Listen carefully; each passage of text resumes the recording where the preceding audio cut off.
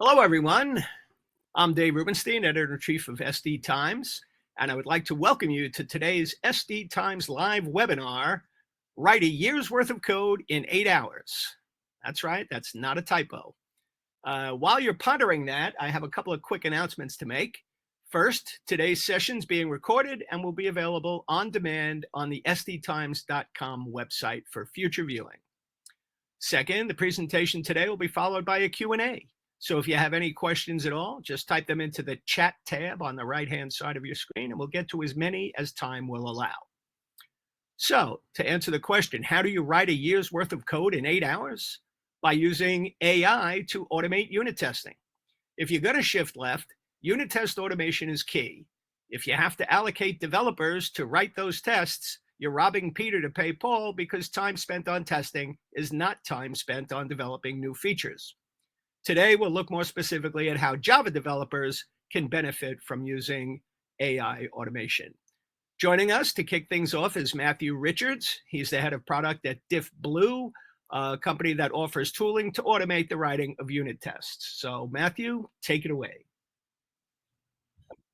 Excellent. Thank you very much for having me here today.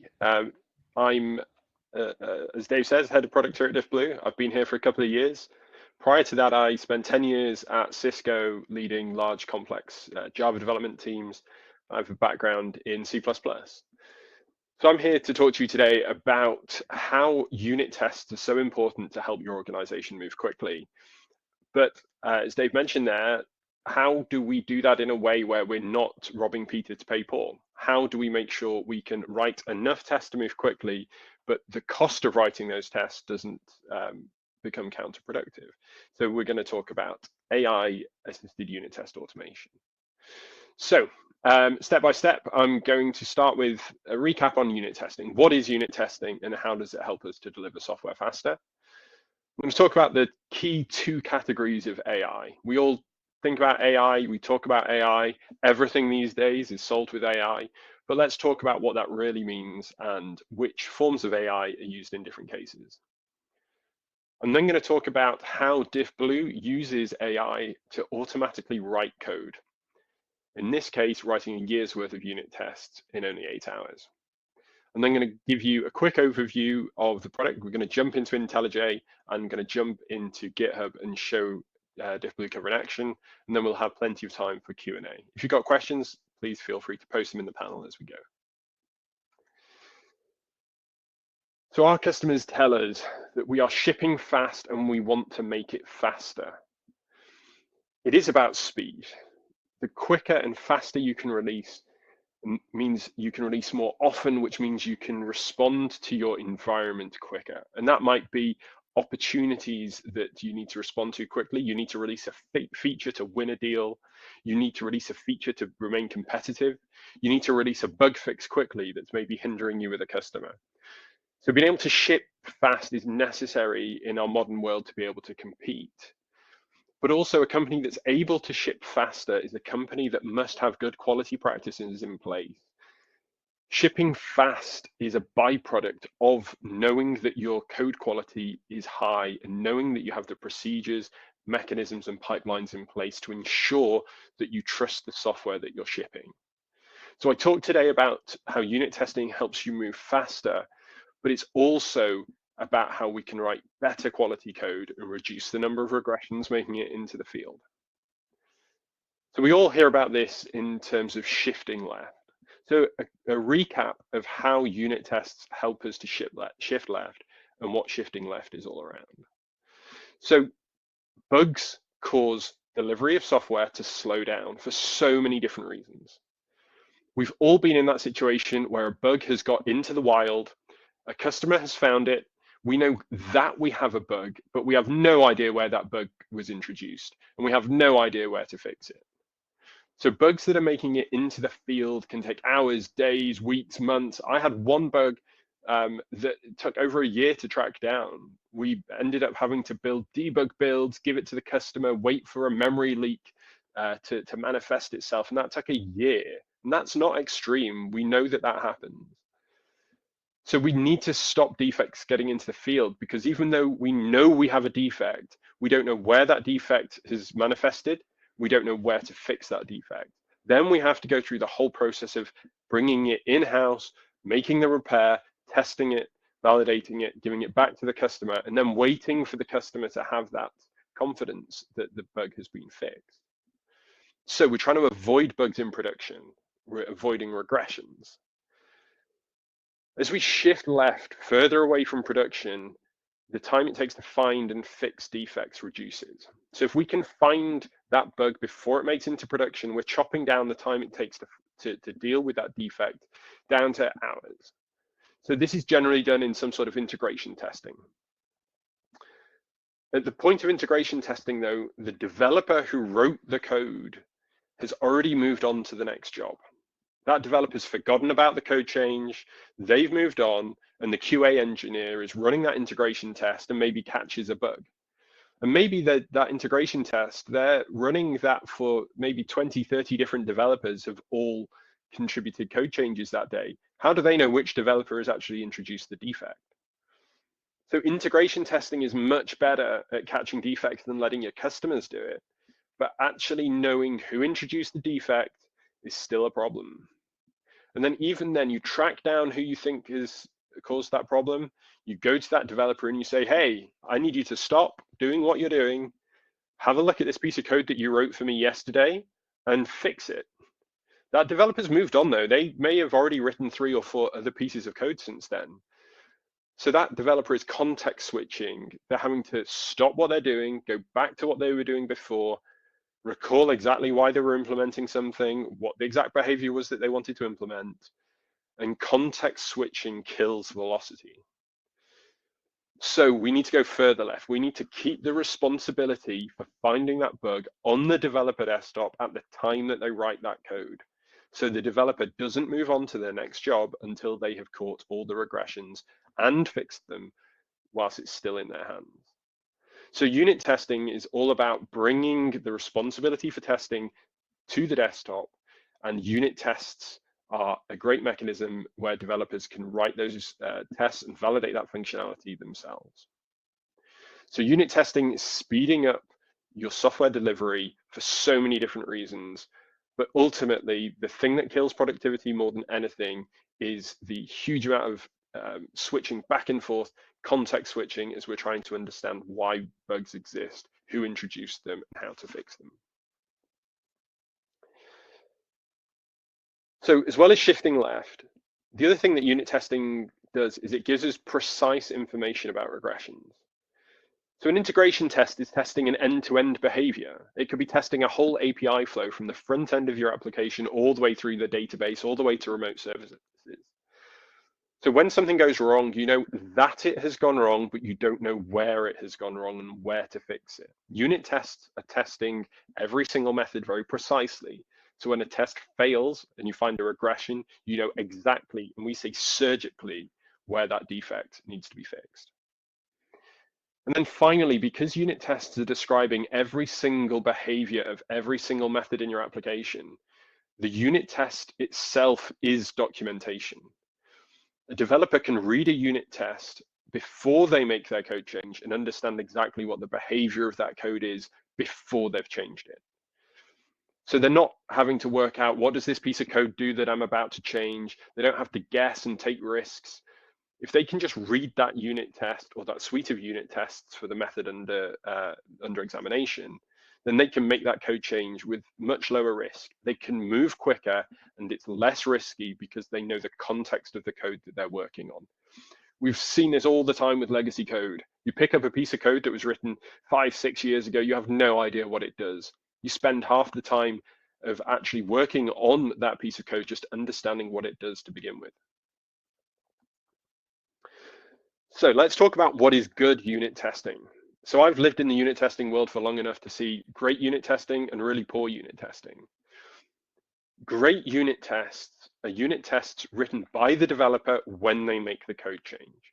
We've talked about this already, keeping accountability with the developer so that they fix the problem before it makes its way into production. And secondly, we've mentioned that unit tests are granular, they're surgical. They test every single pathway through each method to validate each individual behavior. So when something fails, you can say, in this method, this behavior has changed. So conversely, a poor unit test is one written afterwards by a QA engineer or someone else. So as a developer, you finish your code and you throw that piece of code at a QA engineer to write the unit tests for. That QA engineer just has all the burden of understanding what you did. They have to understand the code before you made the code change. They have to understand why did you make the code change in a particular way. They're guessing and they end up being biased about the way you made the code change. Then they write the unit test. So it takes a lot longer for a QA to write that test, but that QA is bugging you. They're asking you questions constantly. Why is it done this way? Why have you made this choice? And worst of all, the developer loses accountability for the quality of code. So we've seen where QAs write unit tests where they end up throwing it back at a different developer to fix when they find a bug. We want to keep accountability with the developer for the quality of code. And then secondly, we've already mentioned integration tests verify end-to-end functionality. If you verify end-to-end functionality, you are not going to know about corner cases of every single individual behavior. You're going to miss things. And ultimately, when an integration test fails, you are not going to know why it failed and exactly which piece of code needs to be repaired. So integration tests are dangerous, but people think that they are great unit tests because they're written in JUnit. I wrote a JUnit, therefore it must be a unit test. Integration tests are a tool on top of unit testing. So let's have a look at this very simple unit test on the right-hand side. This is a unit test for a method written in Java. The method under test is called increment. So this increments the number by 1. Very simple method. So we create a counter object in this case. We call the increment method and it increments that counter by 1. So this test is just testing a very specific behavior. It's testing the behavior that when you create a counter object that starts at 0, the first time you call counter.increment, that counter should equal 1.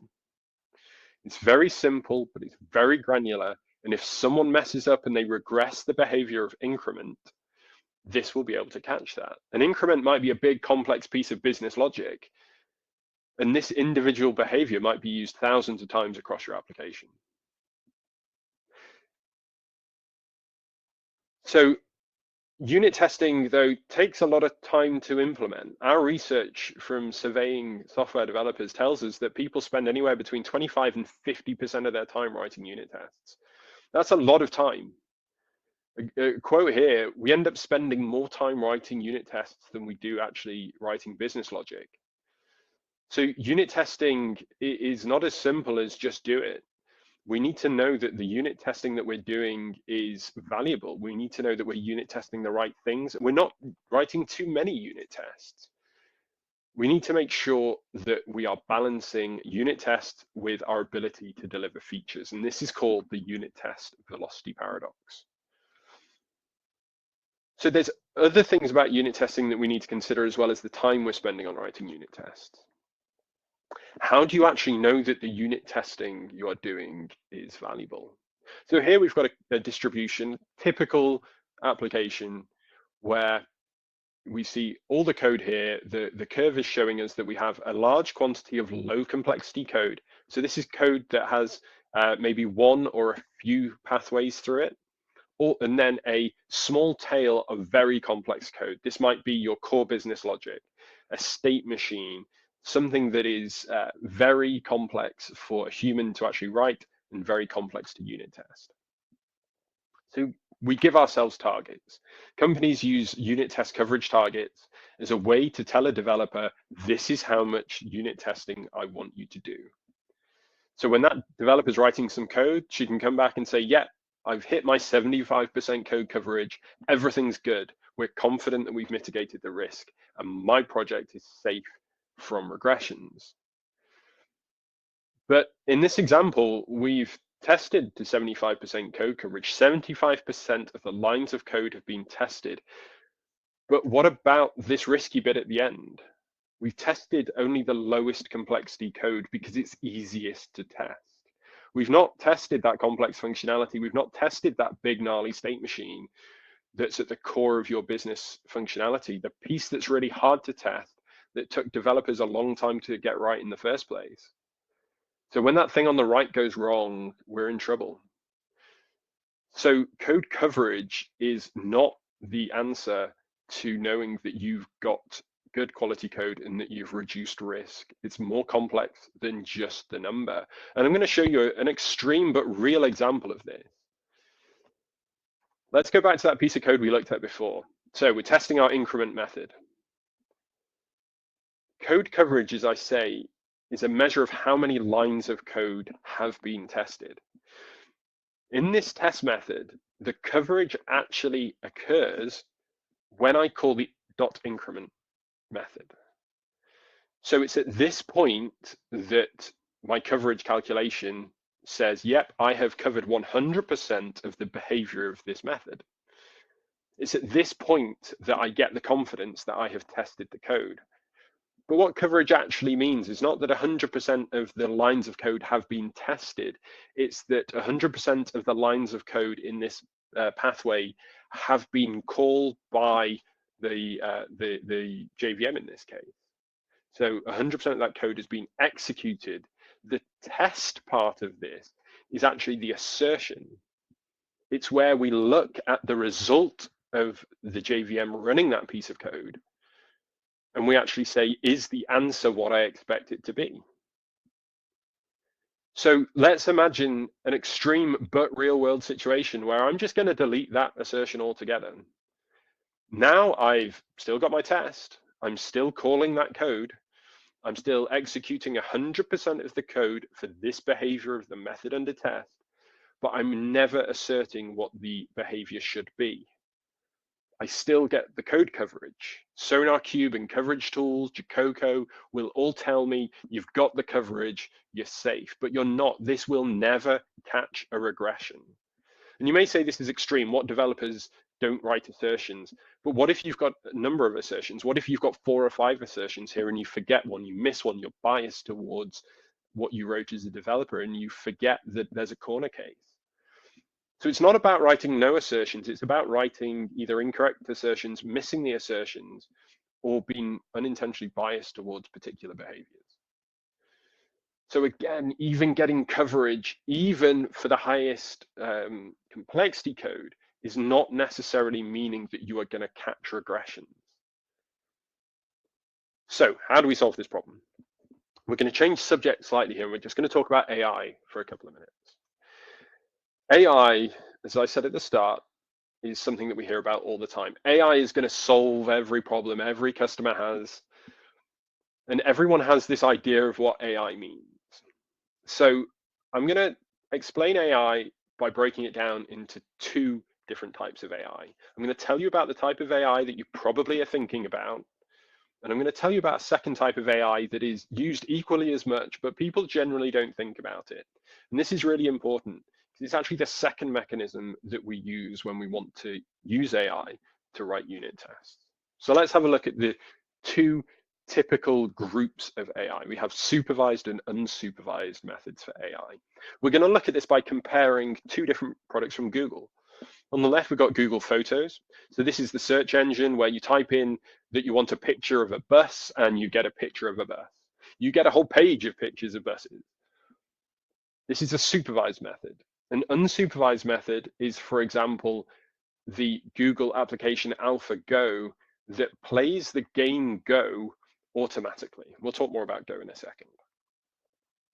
So Google Photos, you want to search for a picture of a bus. How does Google know that it's giving you pictures of buses? Well, what it does, first of all, is it has a huge bank of images that it's crawled the internet for, and it's pulled all of these images down, and it's run an AI offline. So that means in advance of you typing in your search, to analyze all of those pictures and to group them. So way before you've ever searched for a bus, Google will have taken all the pictures and it'll have said, these pictures look the same, these other pictures look the same, these other pictures look the same. And maybe there's groups where there are bits of different groups. So maybe your first group is all the pictures of buses, the second group is the pictures of cars, and the third group is pictures where there are cars and buses. But at this point, Google doesn't know that they're pictures of buses, cars and buses. They just know that the images look similar. So this is done before you actually make your search, where we're training the algorithm, training the AI to group pictures together.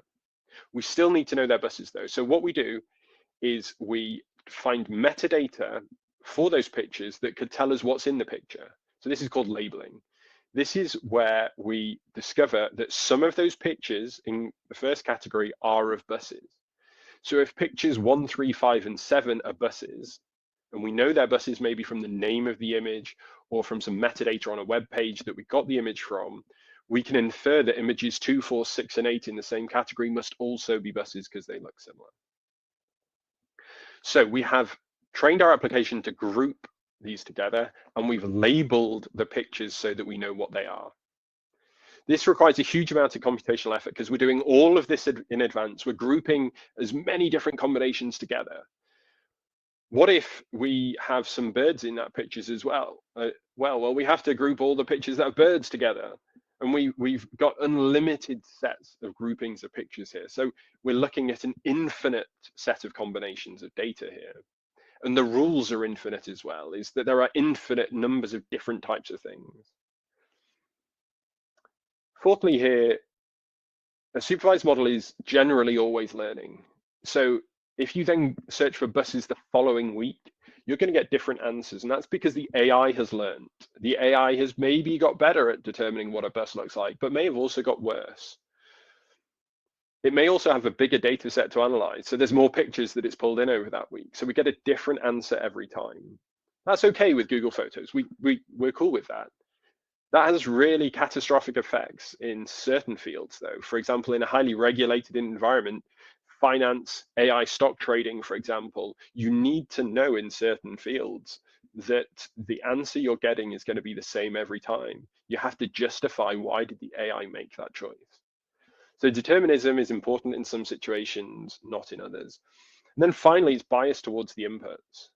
What if all of the pictures in my catalog are of London buses? Those big red buses. You only get pictures of big red buses. So every time you search Google, you're never going to see a yellow bus from Tokyo, for example. So supervised models are biased towards what you give them in the first place.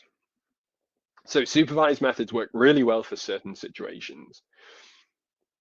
Unsupervised methods are a completely different approach. We can use these together, and often you might find these together, but unsupervised methods are used and can be chosen based on the criteria of the problem you're solving.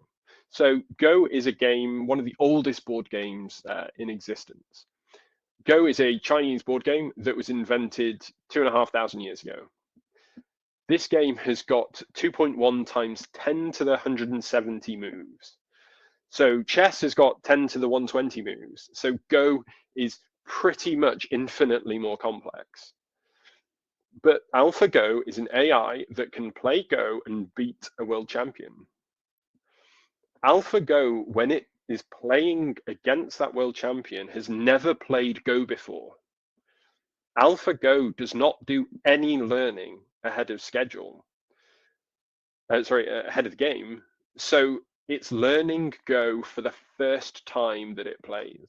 In reality, there's a bit of both models going on, but essentially, AlphaGo, the first time it plays Go with that competitor, it learns, and then it forgets it when it then goes on to its second game. So that may seem crazy, but the reason we can do this is that although AlphaGo essentially has infinite moves, it has very specific rules. So unlike Google Photos, where there's infinite different things, buses, cats, dogs, frogs, trees, AlphaGo has got a limited set of rules. You can only move a piece in a particular way at a particular time. There is a definition of success, of winning, and a definition of losing. So what we can do is we can use those rules to bound those almost limitless moves down to just the moves that are in front of me. So what AlphaGo will do is it will look at only the next move. It may also look at the next couple of moves, but in principle, it looks at what's directly in front of it. It evaluates all of the opportunities according to the rules and then plays the move it determines is best. So AlphaGo is solving actually a limitless problem, but much quicker with lower computational effort, because we break down the problem using the rules and we only evaluate possible solutions. This means computationally, you're going to get a deterministic output. So if you reset AlphaGo every time we play, you're always going to get the same moves for a given board layout. That's really not a bad thing. It means that, for example, those applications where we need to know that the AI is deterministic, we have a solution, and it doesn't need to keep improving over time by learning. And one of the reasons that we don't want to teach unsupervised methods is we don't want to introduce bias. So computationally, there is zero bias because we're using those rules. We cannot break the rules. It doesn't matter what the inputs are that we've given it the rules. So we're removing that bias, meaning that we know we're going to get a result that is, as approximately as we can, playing to the rules. So 2 different categories here. I bet all of you are thinking about the left-hand side when you think of AI. You think of training, you think of a large AI engine churning numbers all day long, every day. But what we're going to talk about now is, when we're talking about writing unit tests using AI, is we're using an unsupervised method. So why do we use unsupervised methods when writing unit tests with AI? So there are essentially infinite number of unit tests possible. Because there's essentially infinite ways of writing code. We can't evaluate all those possibilities, just like we can't evaluate the 2.1 times 10 to the 170 possible moves in a game of Go. There's also practical things in the application. There's disk I/O, there's network I/O, there's frameworks to deal with. Different humans write different code in different ways, different companies with different coding styles. So what we do is we use what's called a probabilistic search. We use an unsupervised model where we're looking at the probability of finding a good unit test based on using the rules. So we take the code in front of us, we apply the rules of Java, and we use that to break down the problem, and we use statistics to then find the right unit test. I'm going to show you exactly how that works now. So Diffblue Cover is a tool that we produce here at Oxford in the UK. We were spun out of the University of Oxford Computer Science Department because this is a really hard scientific mathematical problem to solve. So we're going to dig a little bit into some deep computer science for a couple of minutes to show you how we actually solve this problem. So here, this is showing you that method that we use to write unit tests with the unsupervised reinforcement learning. So the first thing that we do is we look at your code and we say we want to write a unit test that exercises all of the different pathways and behaviors of this code. We use the rules of Java. And remember, the rules are the syntax. There's only certain combinations of keywords you can use together. We use rules about the frameworks that we know you've used. We've searched through your configuration and we've learned a lot about your project. And we write an initial guess at what a good unit test would be. We then run that unit test for the first time and we look at the results that we get from that unit test. We measure how good the unit test is. So we have different ways of determining whether tests are good or not. We look at how much coverage we get, because coverage is an indicator of how much code we've executed. But we also look at other qualities about the unit test to determine, is it going to actually catch regressions in the field? We then modify that initial candidate unit test. We predict what a better test might look like using the score we got, and we rerun the test. And we run this over and over again, thousands of times, until we get the test that is exercising the behavior of the code and that can actually catch regressions and can write unit tests that look human-like. I'm going to explain why that's important in a few slides from now. So this is reinforcement learning. You do something, you measure the success. If it's positive, you reinforce that success by making it closer to success. If you've made the test worse, you don't reinforce and you actually take the test in a different direction to give you a better test. So the way this is actually used in production is you start with your working code base. So on the left-hand side here, developer has their code base, their project that they're working on. They make their code change and they kick off their pipeline.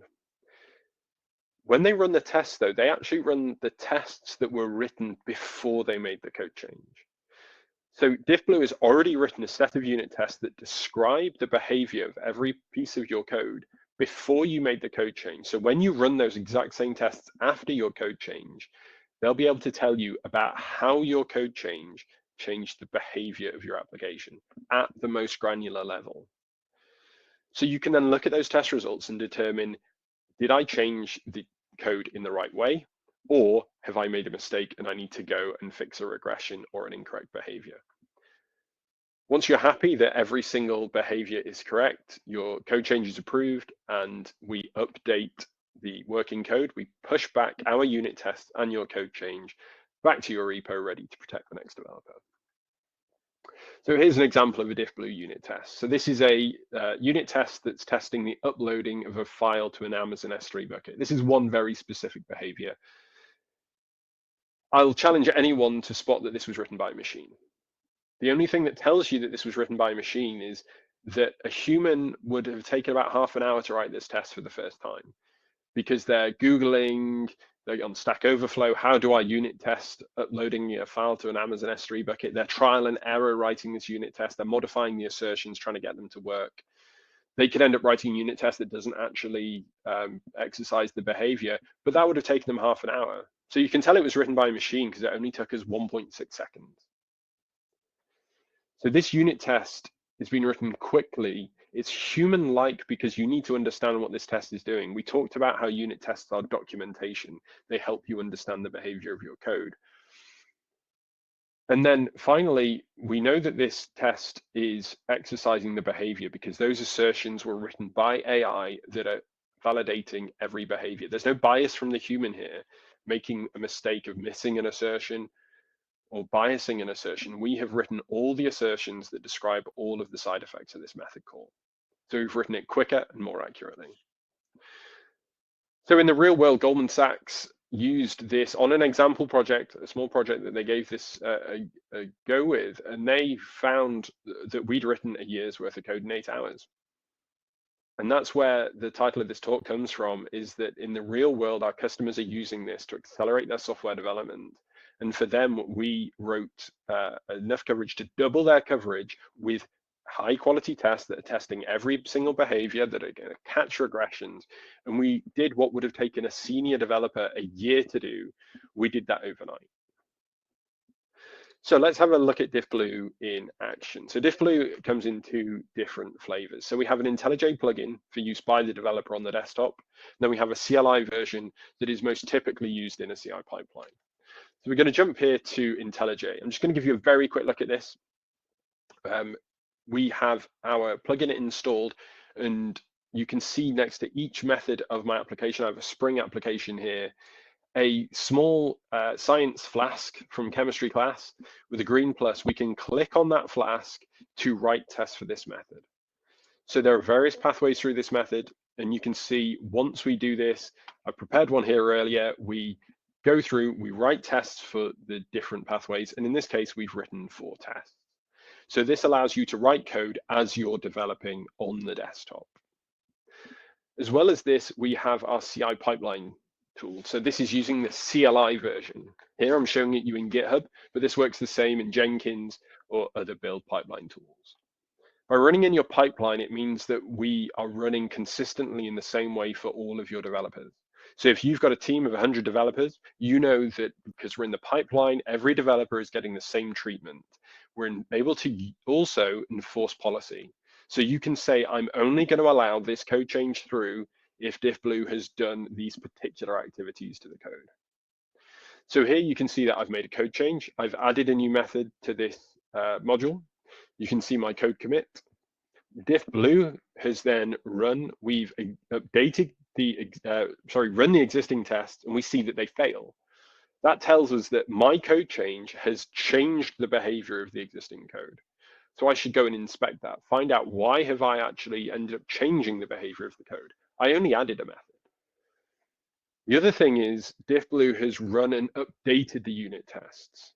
So a hidden cost of unit testing is not just writing the unit test in the first place, it's updating those. And as you get more and more coverage, you feel confident that you're protected, but it costs you more because you have to keep those unit tests up to date. Diffblue has updated them for me. So we can actually see Diffblue has made its own commit here, just as if a developer had done it. So a developer interacts with the pipeline by looking at the diff between the code before and after they made the change. This is where the diff in Diffblue comes from, is we look at what did the test look like before I made my code change and the tests after I made my code change. So very quickly, we can pretend to be a code reviewer here. I can see that previously,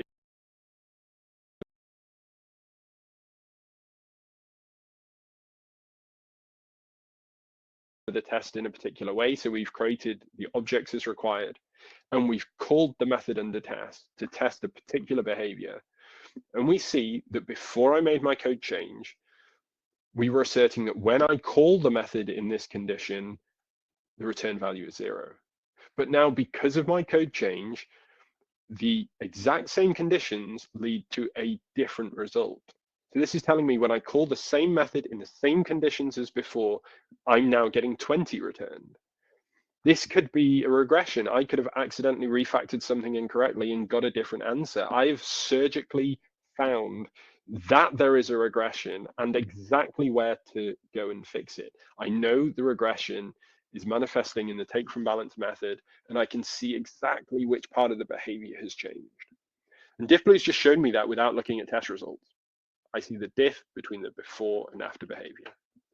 As well as this, we can see a change to the unit test by an addition of a unit test. So this is a new test for a method called getTransactionHash. Diffblue's written a unit test that calls the method under test and shows me what happens when I do. So I can look at this return type and value, and I can see, is this correct or not? So Diffblue's helping me validate new behavior as well as catching regressions. As a code reviewer, I start with the unit tests to understand what the behavior is that's actually implemented. Then I look back at the code that I've implemented, that I'm reviewing to see if it's been done correctly. So we have the plugin, we have the CLI, and as well as this, we also have a lot of data that we produce. So Diffblue is running thousands of times against your code, and we're finding out a lot of information about your code. We intimately understand every single behavior in your application. So we have an analytics tool that gives you much deeper insights into your code than you'll have ever had before. We can break down the coverage. We can tell you where you've hit a coverage ceiling. Why can't I get any more coverage? It's because your code may not be testable. It's legacy. It was never written to be tested. How can I make it more testable? Where am I wasting time? Where are my developers still writing code coverage that Diffblue could be doing it for me? And they're helping you also understand risk. You feel comfortable. I've got my 65% coverage, but finding that all of your coverage is lack of coverage is maybe in one area of your code that you should go and focus time on. We also have a couple of other tools that are part of the Diffblue cover product portfolio. These tools are helping you be even more efficient. So at Diffblue, it takes us an hour and 20 minutes to run the unit tests. As you can imagine, we've got really high coverage at Diffblue, but it takes a long time to run those tests. So Cover Optimize is a tool within Diffblue Cover that helps you to speed up your release process by only running the tests that are actually going to possibly find a regression. So the way we do this is when you call your Maven or Gradle test command, we have a plugin that will look at the diff in the code and only select the tests that could exercise the code that you've changed and only run those tests. So all the other tests are just wasted. There's no point in running them. They are not going to test the code you've changed. So for us, we get that down from an hour and 20 minutes to more like 15 minutes. And that's a big deal because we're stopping that developer from context switching again. We're saving you compute time as well. We run our tests in a cloud environment where we're paying a bill for every unit test we're running unnecessarily. So you move faster, you can release more features more often, and we're lowering your cost in production. Another problem, as we briefly looked at with our analytics tool, is code that's not testable. So here we've got some code that's not testable because a private field is not accessible to the unit test. The counter field is private. A unit test cannot write an assertion against this field. Maybe this is because it's legacy code, your developer had written it, never thinking about unit tests. We need to make this code testable by writing a getter. So Diffblue cover refactor, again, is part of Diffblue cover. It will automatically give you a code change that will add those getters and other things to make your code more testable. This is saving your developers all that time of understanding, why can't I write a test for this code? So in this case, we make the code testable, and either you as a developer can write the unit test or leave it for us to do that work. So Diffblue cover is doing a lot of different things, but most importantly, Diffblue cover is allowing you to do effective unit testing, because unit testing is what is going to help you deliver software faster. And being able to deliver software faster is an indicator of an organization that is healthy, has good code quality, and takes its software testing practices really seriously. We don't want developers to be spending time writing unit tests that they don't need to. So using AI tools can allow you to automate that process, giving you time back to be delivering valuable features to your customers. Diffblue cover writes those unit tests for you, maintains them at scale, so you don't have to, and also provides other ways, including analytics and other tools to help you speed up so that you can further make your software delivery process more efficient and more effective. And ultimately, allowing you to reduce regressions and keep your customers happy. So that's everything from me today. I've covered a lot of different material there. I hope you've learned something about unit testing, learned the differences between good and bad unit testing. You've explored a bit about AI and how we use AI to be able to write a year's worth of code in 8 hours. So thank you for your time. I'd be happy to answer any questions. Thank you, Matthew. That was excellent. So we do have a few questions. So Dave, are you not hearing me? Questions from you. I can't hear Hmm. you. Okay. You're not hearing me? Yeah, clearly not hearing me. I can't hear you. This is a problem. Yeah, maybe what I'll do is I'll type the questions into the chat, and you can look at some of those. Okay, I think it's just me that can't hear you. Yeah, well, since you're the one who has to hear me, let me go into the chat here. Okay, there we are. We're back.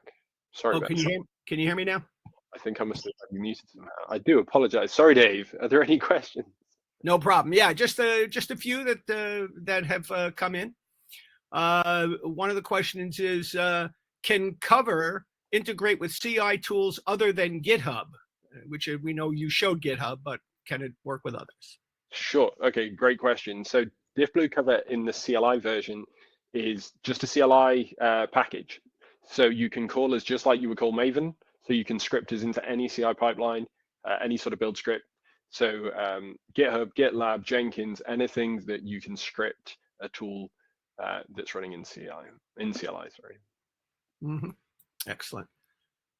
Okay, so somebody else wants to know, what is the real-time savings once all the baseline tests have been written? So the baseline tests for even the largest applications can be written very quickly.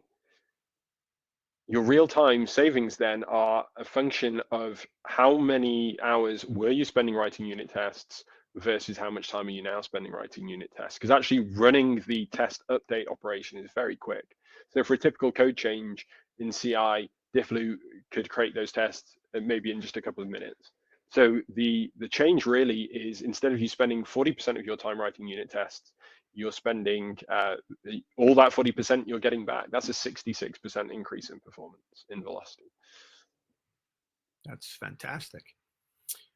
Okay, another person writes, so what about security? Does the AI send data to the cloud? So because we're not a trained model, as we saw on the left-hand side of that diagram, we don't send any information anywhere. So being a CLI tool where all the AI is occurring inside that tool, as we said with Go, it resets its learning every time. We do exactly the same. So there's no data goes anywhere. It's all done on your build server or in your IntelliJ IDE. Mm-hmm. Okay, here's an interesting question, and that is, so how does all this fit with test-driven development and writing new code? So test-driven development is a phenomenon, just to recap, where developers write the unit test before they write the code themselves. Mm-hmm. Test-driven development, we take the velocity paradox even further because it's incredibly expensive to do test-driven development. But it does result in high quality code. So what we do with our customers that do TDD is we say to them, use Diffblue to write the vital but tedious codes, unit tests, sorry, so your developers can use TDD only on that most critical code. So instead of a developer writing 70% coverage using TDD, maybe they just write the 10% most critical unit test so they can still do TDD, and then let Diffblue come in afterwards and write in all of the unit tests that are going to catch regressions. So we're getting the best of both worlds there. Mm-hmm. Okay. Another question here is, does this only work in Java? Today, Diffblue cover is focused on Java. We're looking to the future of what to do next. And the world is our oyster about where we go next. But watch this space. Excellent. Excellent. Okay, looks like the final question would be, does this support the Spring framework? Yes, it does. So we support Java as a language, but Spring in particular, we consider ourselves to specialize in Spring. Mm-hmm. Okay, just got another question came in. How about JVM languages such as Gradle, Scala, Kotlin? Is any of that supported? Really, really good question. So Scala and Kotlin, we get asked from time to time. Today, we don't support Scala or Kotlin, but it is something that we are considering. If it's something that you'd like from us, come and talk to us, and we'd love to get your feedback. Mm-hmm. All right. So it would seem that we are out of questions at this point. So Matthew, if you have any final takeaway, overarching thought that we'd like our attendees to leave today, take with them, what would that be? So think about the unit testing that you're doing today and ask yourself, is it valuable? Is it able to catch regressions? If your unit testing is not able to catch regressions, it's not worth doing the way you're currently doing it. So the best way to know if your unit testing is catching regressions is to ask yourself, has it ever caught regressions? Mm. If you've never caught a regression before using unit testing, it's not doing the job it should be doing. Excellent, excellent thought. All right. Well, Matthew Richards, thank you so much for spending time with us here today. Appreciate your time and your thoughts. I'd also like to thank Diffblue, who sponsored today's event. And certainly would like to thank all of our attendees who hung in there with us today. Appreciate your time. And we know you can get this kind of information a lot of different places. And we're just excited that you joined us here today. So until next time, I'm Dave Rubenstein, editor-in-chief of SD Times. So long for now.